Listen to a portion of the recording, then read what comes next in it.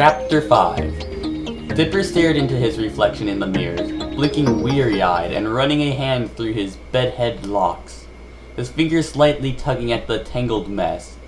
He had never had to worry about making himself presentable if there wasn't some event going on later in the day where he and Mabel had to be seen by people. Frankly, he'd gotten used to walking around with unwashed hair and dirty skin, and torn clothes, almost the same as always holding on to Mabel. A lifestyle, if you will. Dipper rubbed his palms against his eyes, blinking harder and trying to clear his vision, enough so he could focus on the boy in the mirror. The boy who was about to be washed away, for an undisclosed amount of time. Dipper wondered if he'd soon return. It had been Stan's order to take a shower and dress in the clothes they grabbed yesterday.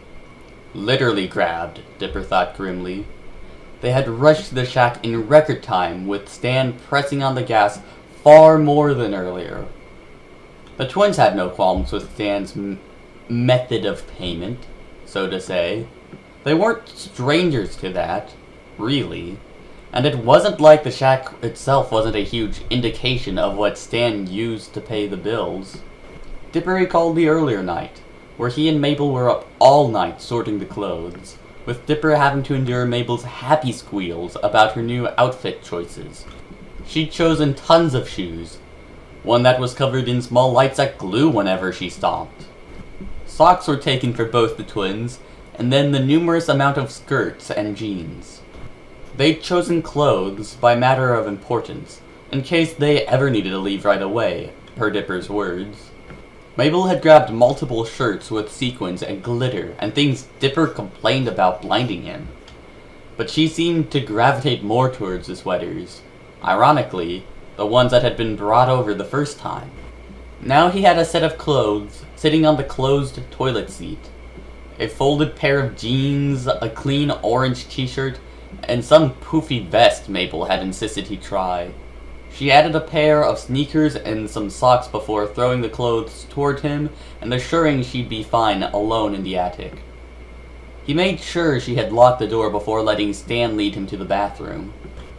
Because according to the businessman, he didn't need people to mistake you two for some zombie attraction, and wanted to ensure Dipper wouldn't duck out of showering, like the kid had honestly planned. The boy twin glanced down at himself, only wearing a very raggedy t-shirt with its logo long since faded. He'd given his dirty gray sweater to Mabel, never forgetting their unspoken rule. And he was cold in the bathroom, the tiles icy to his socked feet. The sun was barely shining in through the windows, and Dipper stifled a yawn. Sleep wasn't exactly a routine for him, but he was beginning to feel like he needed it at times he never did prior. Finally, he retreated to the tub, cautiously turning the knob and hearing the water creak through the aged pipes, before streaming out, making Dipper wince a bit at the noise. He held a hand out, shivers running through him as he felt the chillness and some rather unpleasant memories. No, showers had never been a normal thing with the twins. With their father, it had happened rarely as a cleaning method, and more like a punishment. Being held under freezing cold spray, or just being held under period, was something the boy twin remembered vividly. Mostly because he took blame for as many things as he could to spare Mabel the punishment. He stared at the faucet for a while, before recollecting himself and remembering Mabel was currently alone. He needed to be quick. He threw off his clothes, feeling weird and unusual as he stepped in, screeching a bit as the spray ran over him. "Cold, cold, cold," the mantra repeated, but he stood himself straight, snatching up the shampoo and getting to work with cleansing the mess that was his hair. He wanted to rush the shower, but willed himself to be thorough, since Stan could very well send him back in if he wasn't happy. It took him far too long to return his hair to normal brown locks, and he tangled his fingers and tore out more hair than he would have liked. It was when he got to scrubbing away the dirt and grime and everything on his skin that he encountered a problem. Frankly, the wounds that were all over his body. Multiple cuts were unpleasantly reopened, causing him to hiss and yelp and his bruises became more painful after a while under the spray. The lazily applied bandages and gauze were beginning to slip off, and his fingers felt stuck together by his stubborn bandages there. He managed to wash up as much as he could before jumping out, throwing on a towel and shutting off the spray. Ow! Ow! Ow! Ah, shit! He stumbled painfully to the mirror and studied his battered form before his eyes caught the first aid kit on the side of the sink. Take care of yourself, kid. He stared at it for a second before reaching out and grabbing it, seating himself on the floor and getting to work. This time, he was doing the job Mabel had been doing for him for so long, treating his wounds and actually taking goddamn care of himself. He huffed angrily under his breath, annoyed by his carelessness as he realized how bad some of his injuries were. Disinfectant was applied everywhere, and he carefully unfurled the gauze, taking time to wrap up his leg correctly. He felt an unusual surge of rage overcome him as he found more and more of the wounds he'd been so stupid to miss, and he quickly stood himself up, rushing to the mirror and wishing he'd brought his dagger. Whatever, it could be done later. He scrawled out a sigil on the steam-covered mirror, feeling himself a bit more calmer. He couldn't arrive in Dipper now. Him and Mabel had gotten rid of him. Dipper knew. He just had to control himself, keep himself calm, and be careful not to be thrown over the edge. He hated becoming the monster him and Mabel had been battling ever since they were 9. Dipper sighed, running a hand down his face as he stung and burnt everywhere. He stared at himself in the mirror for a minute, trying to ignore the pain before his gaze fell on the radio sitting on the counter. Maybe he could use a bit of distraction from the pain. Mabel never meant to go against Dipper's wishes. His rules and boundaries were what kept them safe from bad people, or just adults in general, when it came to Dipper's logic. She meant to ignore Stan's knock on the attic door, staying near the desk and working on coloring pictures to tape up on the wall, because, let's face it, the place could use some work. But after yesterday's generous overhaul of clothes, and Stan's promise, Mabel couldn't help herself. It was just her way of thinking. Her constant hope and trust that made her do things Dipper told her not to. Sometimes they worked out well, other times they didn't. But she was a little glad she did this time around. She eased the door open, ready to slam it closed if Stan tried anything, but the businessman only stood in the doorway, wearing his black suit and red bow tie, missing his fez, and only donning one sock. "Is something the matter, sir?" Mabel inquired, keeping her voice low and her gaze on the floor. Maybe. Do you mind checking on your brother in the bathroom? He's taking his sweet time and racking up my water bill," Stan stated casually, and Mabel pushed the door open wider. "Also, I want to make sure he didn't fall in the tub or anything stupid like that." He looked her up and down before frowning. "And suddenly you've got 2 dirty sweaters? Kid, you're taking a shower next." Mabel looked down at Dipper's hoodie, draped over her shoulders, and her own dirty hoodie before realizing he was probably right. "Yes, sir. I'll go check on him." She slipped out of the room, easily walking past him and heading out towards where she slightly recalled where the bathroom was located. She reached the door, the sounds of her steps suddenly drowned out by a radio playing? Twangy pop music played from within the room. Definitely didn't sound like showering. "Dipper?" Mabel called, before grasping the doorknob and pushing the door open. She saw her twin in front of the mirror, covered in bandages and cream, an assortment of first aid items littered over the floor. An empty roll of gauze stood by her feet. She would have been so happy he was finally taking care of himself. But she was too busy slapping a hand over her mouth at the sight before her. "Disco girl! Coming through! That girl is you! Dipper swung his hips and pointed to himself in the mirror, syncing himself to the music and holding a comb to his mouth like a makeshift microphone. Shit! Don't come in! Don't come in! Oh, dipping sauce! Mabel laughed, shutting the door behind her and sliding down against it in a fit of laughter. I was ready to congratulate you and everything, but oh my gosh! Congratulate me! Dipper slammed the radio off, his cheeks reddening. Mabel! Seriously, ever heard of goddamn knocking?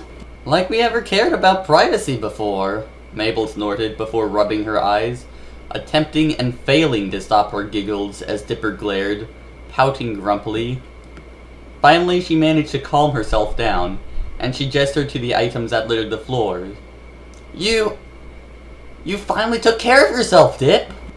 Dipper glanced down at everything he left strewn about the room, before tapping a newly bandaged finger against the counter. Yeah, the shower kinda woke me up on that. I'm glad. Mabel stood herself up before throwing herself at Dipper in happiness. And you smell like baby wipes! Aw, Mabel! Dipper groaned, but hugged his sister anyway. Protectiveness taken over. Stan good? Yeah, he only told me to check on you. Mabel stated before trailing off guiltily. Did you open the door for him? Dipper demanded, and Mabel let out a resigned sigh, letting herself slouch against her brother. Yeah, she answered dejectedly. I told you already, we can't trust him so soon! Dipper snapped, and Mabel pushed herself off of him, her face showing clear stubbornness. But Dipper, he's done so much for us! Why do we keep having this stupid argument? Because, Mabel, just because he waltzes along and gives off a good vibe doesn't mean he's truly good. It could be a trick! Dipper huffed, turning back to his clothes and sitting on the toilet. He grabbed a pair of jeans, tugging them over his boxers. Not until I've analyzed everything and seen how he is can we truly trust him. No more opening the door for him, okay? One day, Dipper, Mabel sighed. One day, you're gonna have to trust him. He's gonna be the only thing we've got. Whatever, Dipper snapped as he slipped on his shirt, before hastily grabbing the blue vest and sliding it on. He gestured towards the shower, and Mabel shot him an icy stare, handing over his dirty gray sweater. Not as in I don't care what you have to say, Mabel, Dipper sighed, accepting the sweater. But why would we need Stan? We have each other, remember? What was it that we used to say? He walked up to his twin, and the two bumped foreheads, Mabel's angry demeanor crumbling as she giggled a bit. You look after me, I look after you. Because we're all we have in this world, she recited before tapping Dipper's nose. Alright, dipping sauce. Also, don't worry, I won't discuss your solo to anyone. Oh, god damn it, Mabel! Dipper huffed, puffing out his cheeks as he quickly walked out of the bathroom, Mabel bursting into laughter only seconds later behind him. It wasn't often when Stan was unfocused with his work. His work was what brought in money, gave him a sense of value, the very thing that kept him on his feet all those years.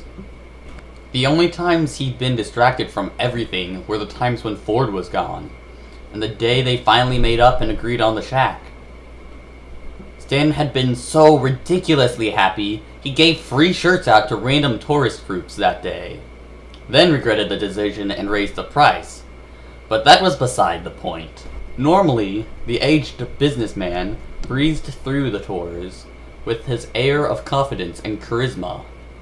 Or as much charisma as a 60-year-old could muster up. More than his nerdy twin anyways. And he took great pride in being able to charm the crowd more than Poindexter could. All seriousness and folded arms and barking orders until everyone eventually left him alone. In the shack, Stan was the expert in something. And that was scamming money out of people and raking in dough. But ever since the kids had arrived, he'd seen a change. He was stumbling over words that were usually delivered with ease, half-heartedly answering questions with one-word answers or just a shake of the head, staring at the attractions and vaguely wondering how the twins would think of it. Then thinking if them working the shack could very well be a possibility. Not just for the free labor, though that was a good perk beyond it all, but he could see how maybe some social interactions could help the twins. Mabel was still skittish and clingy to Dipper, and the kid continued to be protective as always. Stan had seen how much the two talked before letting Dipper out of the room and leaving Mabel alone. And it sucked. It sucked so bad. And Stan would love to give their shitty father a piece of his mind, and maybe some brass knuckles to the face for programming his kids to work like they needed to apply survival instincts to every action. Something as simple as taking a shower, or meeting someone new, or hell, asking for assistance like that night Mabel snuck down secretly for supplies to nurse a sick Dipper. He wanted these kids to be more open. That girl had some serious spark that he could sense, and the boy held a ton of responsibility. Ford would probably love that kid. The two kids remaining in the attic all the time wouldn't do anything to help. They'd grow withdrawn. And then Stan felt that if he simply let those kids there, it'd eat him up. I'll tell him, he thought as he heaved an exhausted sigh, rubbing his one visible eye and knocking his glasses askew for a moment. He eyed the yard around him, the trees and grass and space, the freedom these kids could take advantage of. I'll let him come down and explore. Fresh air and all that fun stuff. He tucked his cane between his arm and side, silently collecting money from the tourists lining up for a view within the great mystery shack. All floral printed buttons down and sunscreen covered noses and lame tank tops with bright colors and meaningless sayings. An air of excitement and wonder surrounded them, enough to give Stan some decent energy to get through the day. Besides, all the money that waved at them. These people were harmless, dim-witted even, to fall for his scams and glued together projects. Maybe later he'd try getting the twins to work at the shack. Maybe they'd be alright with these kinds of people. And it was a good step forward, Stan figured. A very good step forward. Welcome to the Mystery Shack, Stan greeted with a flourish of his cane. His beards boosted when his lively tone emitted cheers from the crowd. Where I'll show you mysterious wonders and mysteries and some overpriced merchandise. Now who's ready? Cameras flashed and Stan grinned, taking his pose in front of the building behind him for a postcard-ready picture. The more he psyched up the crowd, he found the more merchandise and cheap t-shirts they picked up. Mr. Pines! The yell suddenly broke through his thoughts, nearly echoing throughout the yard, and all heads turned towards the shack in curiosity, confused mumbles rolling through the crowd. Stan raised his head to the source, his one visible eyes widening to see Wendy bracing herself on the doorway, a mixture of shock and pleasant surprise plainly evident on her face.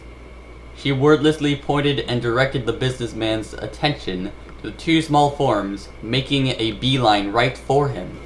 He almost didn't recognize them at first, but it was indeed the twins, out of the attic, out of the goddamn shack itself, smack in the middle of a tour, and Stan wasn't sure whether to feel ridiculously proud of their achievements or feel terribly worried. Mabel barreled her way towards them, her head bent down as she ran as fast as she could, Dipper trailing behind and yelling frantically for her to stop, but the girl twin couldn't slow herself in time and smacked straight into Stan, nearly knocking the both of them over. "Sir!" Dipper just about screamed as he raced forward, out of breath as he grabbed at Mabel's arm, yanking her away like her life depended on it. "I'm sorry! I'm so sorry! We'll ask permission next time! Sir, I promise!" "Stop it, Dipper!" Mabel whined out, yanking her arm away and whirling back to face Stan with a confident gaze. It soon crumbled, her composure falling as she froze up with those damn doe eyes again. Just like when this played out in the kitchen. Ah! Stan desperately swung his cane towards the shack and sent a pointed look in Wendy's direction. Look, folks, something remotely interesting. The redheaded visibly sighed, but waved her hand to motion the crowd over. Come on, come and see the mysteries and wonders within the shack. She glanced at Stan rebelliously. For an extra $2. The crowd held up their cameras again, ecstatic murmurs rising up as they followed the teenager into the building. Disappearing from sight, Stan sighed in relief, before realizing the twins were quickly following suit. Whoa, hold on, you two, He ordered, and the two spun around, clinging onto each other and remaining silent, practically trying to merge into one being with how close they hung to one another. Even being in clean clothes, and freshly washed and looking like a kid was supposed to, they certainly didn't act the part. They were still terribly broken, and Stan uneasily shifted his cane to the other hand. Was there something going on you needed to tell me? Stan asked as the two remained in place. You sounded kind of scared back there. You didn't start a fire or something, did ya? No, it's nothing, sir, Mabel whimpered, hiding her face against Dipper's vest, as if she were trying hard to disappear into thin air. I'm sorry I bothered you. I won't do it again. Kid, I'll be frank. I don't care. Stan snorted, adjusting his glasses as he's bent down to their height. I give tours to people who want to throw their money at me. It's nothing super serious, alright? I just don't want you heading back into that stuffy attic anyways. I want you outside for a little while. Are you locking us outside? Mabel fearfully asked, her head shooting up as Dipper stepped back a bit, shielding her further. It was an accident. I'm sorry. Mabel didn't mean it, Dipper yelped, the kid's face displaying a weird sense of dread. She was, too ahead of herself. I told her not to bug you. We apologize greatly. No, hell no! Stan shook his head, waiting for the twins to settle themselves down enough to listen. I won't lock you out. I'm never kicking you out for the damn house, unless it was for your own goddamn safety, you hear? This is your home. Why the hell would I lock you out? Well, The twins exchanged knowing glances, and Stan frowned, already guessing the silent message between them. Not pretty. Okay, so I thought... Stan glanced back at the shack, hand on his chin and mind racing for a conclusion. How about you play out here is what I mean. You got all the works. Trees, rocks, a bush or two. Go entertain yourselves or something. Dipper narrowed his eyes, mouth set in a line of disagreement, but Mabel's frightened frown slowly faded into a beaming grin. The forest? Yeah, but stay at the edges, in line of sight of the shack, because, well, precautions. Stan waved his cane at the trees. Go look at leaves or skip rocks or whatever you can find fun. Once he was finished, the two stood before looking at one another and then studying their surroundings.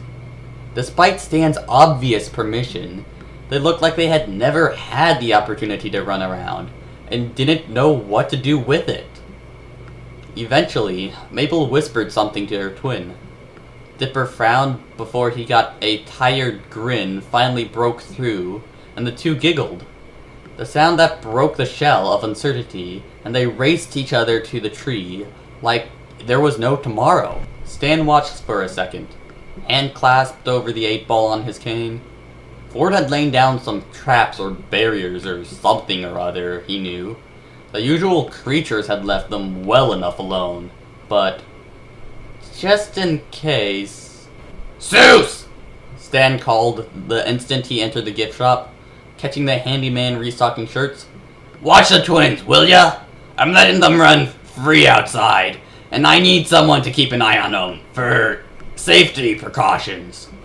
Sue stared for a second before dropping the shirts and racing out of the shack, leaving a pile of clothing on hangers for Stan to pick up. End chapter 5.